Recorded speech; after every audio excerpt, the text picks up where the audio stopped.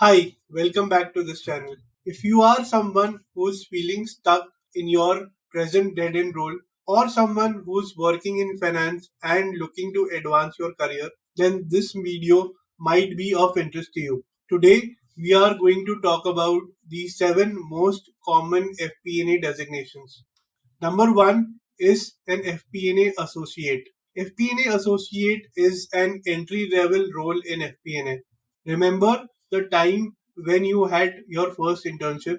Yes, FP&A Associates handle tasks such as data entry, number crunching, and updating PowerPoint decks. They also help in collecting and consolidating inputs for creating budgets and forecasts to ensure that the team has accurate information for planning and forecasting.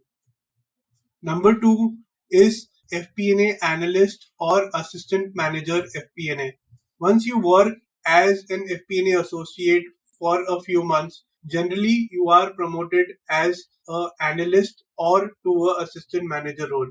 FP&A analysts analyze operational and financial data, build financial models, and support budgets and forecast preparation. They help the team make informed decisions by forecasting the future financial performance and creating management reports. Number three is FP&A Manager. An FP&A manager does most of the work that analysts do, but they also manage a team of FP&A analysts. Typically, a manager will have 3 to 4 analysts reporting to him or her. They also offer their insights and advice to top management. Number four is FP&A Director or Vice President FP&A. Once you work as an FP&A manager for about 3 to 5 years, you generally get promoted to a director role. FP&A director leads the FP&A function for a product or a region, setting strategic directions. They directly report to the CFO.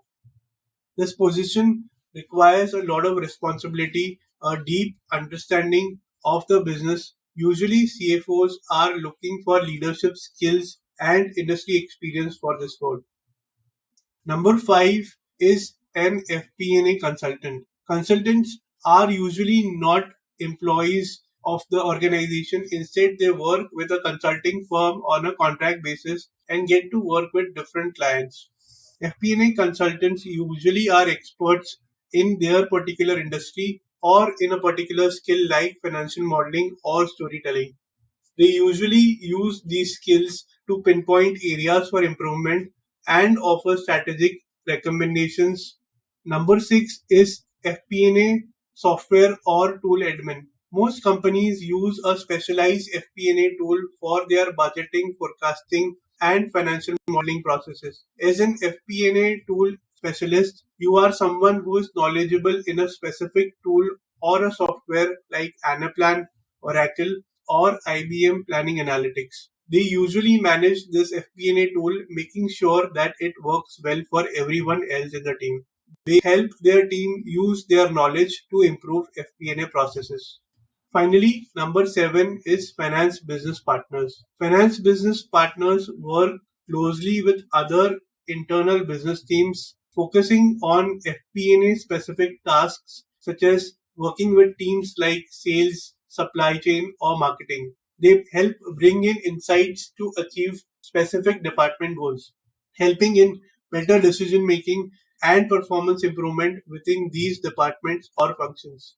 These designations are more than just titles. They offer a unique set of challenges and rewards. Having said that, all of these roles need strong analytical skills, attention to detail, good understanding of the business, and the ability to turn raw data into actionable insights for informed business decision making.